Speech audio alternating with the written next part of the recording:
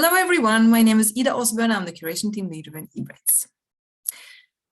In light of a need for a more elaborate course describing data sharing, open data, and standards, we have prepared a current course series on the INCF training space for you to get more familiar with these topics. We will gradually build on this content and encourage you to ask us any questions that you may have or to provide us with suggestions for additional topics that we could assist you with. In this first video, I will introduce the concept of open science as well as the importance of publishing open access material. And in the end, I will go into how EBRAINS specifically facilitates open access data sharing in line with the FAIR principles. So open science is the umbrella term for a global movement to make all aspects of science and the generation of knowledge publicly available to everyone for free via the internet. Open science covers many aspects, including open access, open peer review, open source resources, open and standardized methodology, but most importantly for this talk, it means open data. The open science movement is aiming to facilitate to overcome some of the challenges that researchers face on a daily basis. So finding data is frequently challenging, partly because a variety of keywords and terms are used to indicate the same thing. This limits the discoverability of the data. Typically, data sets are accompanied with little information, and when it is available, it's usually poorly organized and difficult to understand. Also, a wide variety of file formats and data types are used, making the reuse of data and metadata difficult and time-consuming. In general, only a fraction of the data generated by researchers are publicly available. The barriers between researchers are high, and accessibility is restricted by paywalls, and thresholds are high in order to get in personal contact with other types of researchers. So open science aims to build a more replicable and robust science using new and game-changing technologies, altering research incentives, and changing deeply rooted attitudes. So the reason for the progress of this large movement are many. And among these reasons is an increasing trend towards limited reproducibility. So these articles are examples of the combination of a large variety of studies that looks at the same topic or research question. It reveals a large degree of variability, which is often the case for this type of meta-study. The cause for this variability is frequently due to unknown or incomparable in-house standards, and variability often occurs alongside low reproducibility. And large variability between studies as well as low reproducibility can create a lack of trust in the results or scientific findings, which makes it increasingly hard for the neuroscientific community to reach a consensus on a topic or research question. Now, it's important to emphasize that this does not only apply to research between researchers and research groups, but it also applies to individual scientists. A survey from 2016 showed that 70% of the researchers have tried and failed to reproduce their own research, and 50% have failed to reproduce research from other researchers. The overwhelming majority thinks that selective reporting is a contributing factor to poor reproducibility. And this lack of reproducibility is not necessarily a small-scale problem. Global initiatives are coming together because of trends that indicate that the current model or status of science has deeply rooted problems. Retractions of scientific publications are on the rise across many disciplines, and the number of years between publication is increasing, as well as the time lag between publication and retraction. A systematic restructuring appears needed to downscale these increasing trends. And practicing open science is believed and intended to minimize paper retractions as the system gradually changes. Several studies indicate that the majority of the retracted papers have been pulled due to errors and not fraud. Transparent and complete reporting is likely to reduce the number of retractions and improve on the scientific quality of the research. In order to tackle some of these challenges, several science initiatives, such as the International Brain Initiative, drive the development and implementation of global standards and data sharing practices. The IBI was officially launched in 2018 and was established to coordinate efforts across existing and emerging national and regional brain initiatives. Another communal effort towards improving the discovery and access and integration and analysis of data resulted in the development of a set of guiding principles called FAIR. So FAIR was developed to improve the findability, accessibility, interoperability, and reusability of the data. So I want to highlight a little about what each of these actually entails, since misunderstandings can be frequent. Making data findable means that the data can be found without prior knowledge of the dataset's existence. Dataset should have a persistent identifier and be accompanied by descriptive metadata to allow interested researchers to find relevant information. Making the data accessible means that the data can be easily retrieved and the access status is clearly communicated. Interoperability refers to the use of common and open file formats and standards using controlled vocabularies and ontologies that enable researchers to compare and combine datasets easily. Reusability of data is important to advance science, but the use of data also depends on permission rights. Accompanying datasets with a license of your choice ensures proper accreditation of data and allows for tracking the ownership of the data, which we refer to as provenance. And open data is not necessarily the same thing as fair data, and fair data does not need to be open. Open data has open and standard formats that can be accessed and reused by anyone because they are covered by non-restrictive use licenses. Fair data, on the other hand, should be as open as possible and as closed as necessary. Data should be made findable, accessible, interoperable, and reusable, and have a clear machine-readable license stating the controlled accessibility of data and services.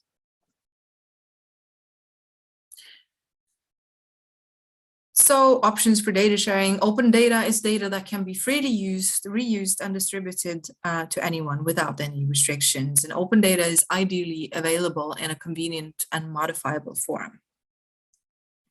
So there are primarily two options for data sharing and open data.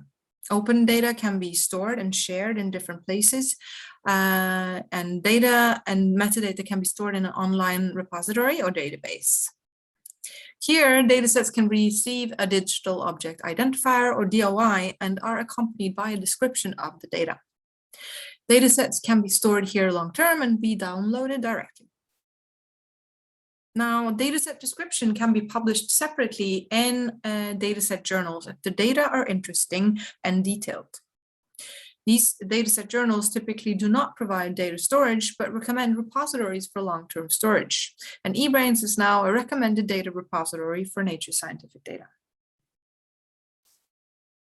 So before I move on, I want to recap the different main points to why science in general would benefit from practicing open science and data sharing. And this is what they can lead to: standardization of in-house practices, improvements of reproducibility, a decrease of variability between studies, and it would increase trust in results and findings for researchers worldwide. But open data has some additional benefits for the individual researchers. Open data, for instance, open data appears to provide a citation advantage. Studies of which the data is shared receive more citations than when the data was not shared. Also, in recent years, funding bodies and scientific journals introduced open access mandates that stimulates data sharing. And since its introduction, the majority of the published papers now include a data availability statement, outlining where the data can be found. So that was a little bit about the whys and hows and a background to why data sharing is such an increasing phenomenon. In the next section, I want to briefly cover what we do and what EBRAINS is useful for. There are many data repositories out there, but there are equally large differences in how data is treated. So first, for those of you who are unaware of what EBRAINS is and represents, I want to give you a short introduction. The Human Brain Project has worked towards the concrete aim of establishing an e-infrastructure for neuroscientific research. And this is to ultimately benefit the individual researcher as well as the community. This is an initiative represented by a large number of research groups across Europe. And as many of you are aware, EBRAINS is the place where the products of the HPP are presented to the outside world. We will be filling EBRAINS gradually over the coming and final phase of the European flagship funding. Also, a central part of this e-infrastructure is the collection, curation, and integration of neuroscience research data. So curation and data sharing is a core part of the e-infrastructure of EBRAINS. And the data that is submitted from the various research groups in Europe and around the globe is multimodal, heterogeneous, and differentially organized. All of these diverse datasets need to be categorized and described in a standardized way for them to be effectively searched, compared, and analyzed using integrated tools and workflows. And this is curation. Following all of the steps of curation makes it possible to link your dataset to relevant other datasets through a simple search. And in the backdrop of this search lies the EBranch Knowledge Graph and highly flexible metadata schemas developed in the HPP, such as OpenLines. The datasets undergo spatial anchoring in human and rodent coordinate systems that allow for visualization and regional searches based on anatomical location. So these features facilitate reuse and will, in the EBRAINS e-infrastructure, be coupled with modular analysis workflows that will enable researchers to analyze and model brain activity and function on large combinations of datasets. The EBranch Knowledge Graph search is where your dataset would be findable and accessible to the user. The platform uses metadata tags in order to sort and represent the data, thereby improving findability for a particular dataset. So here you can search by category, species, accessibility, and methods, for example, and you access a dataset via its landing page, where it's thoroughly described, tagged with appropriate metadata, the conditions are presented and approved, and the files would be downloadable. So the number of datasets released on this platform has steadily increased since the creation of the platform in 2018. The EBRAINS search engine is built upon the EBRAINS Knowledge Graph. And as curators, we add information as free text or append to existing entries. This creates connections between bits of information, such as methods, types of subjects, authors, atlas coordinates, etc. And single datasets gets integrated into a large system of interconnected nodes that builds up the EBRAINS Knowledge Graph. And this graph forms the backbone of the EBRAINS search, and this is how we visualize the connections and interlinking of the datasets. So following a curation request to share data, these are the most important steps for you as a researcher to complete. You fill out an ethics survey. You structure your data in an understandable and consistent way. You write a data descriptor, and this is a manual for future users of your data. Having a rich and thorough data descriptor increases your chances of reuse. Also, you fill out the OpenMinds metadata form, and this fits your data to the metadata schema, and having a highly detailed metadata description leads to more people finding and using your data. You choose a license to share your data under, and finally, upload to our long-term storage. So finally, I want to summarize a few of the benefits from sharing data on EBRAINS, meaning what you as a neuroscience researcher should keep in mind. There are several clear advantages of sharing data sets from your research. And first and foremost, amongst the currencies of science today, citations. When sharing data on a data sharing platform that issues DOIs, you can be cited for all future work that uses your data. In addition, there's an increasing amount of research showing that the citations for the original paper belonging to the data also increases substantially, like I've mentioned before. This citation benefit is increasingly relevant if other researchers are able to search for and find your dataset in a trusted portal. Secondly, and also a second currency, is funding. Open data and open science is an increasingly large focus area of many central funding institutions, and several are requiring data management plans with an emphasis on fair and open data. Many funding bodies require data sharing as a part of the grant agreement, and some even account for the cost of additional management resources. And it's highly recommended to start the planning of your data management early in order to speed up the data sharing process. So the increasingly applied fair data guidelines indicate that data is findable, accessible, interoperable, and reusable as possible in sharing data, as mentioned. And EBRAINS has had a focus on applying the same principles when building our data sharing platform. In line with this, the curation service is built to enable data management support for data that is published on EBRAINS, where highly qualified curators can assist with advice and tools to make your data and data management plan more in line with the FAIR guiding principles.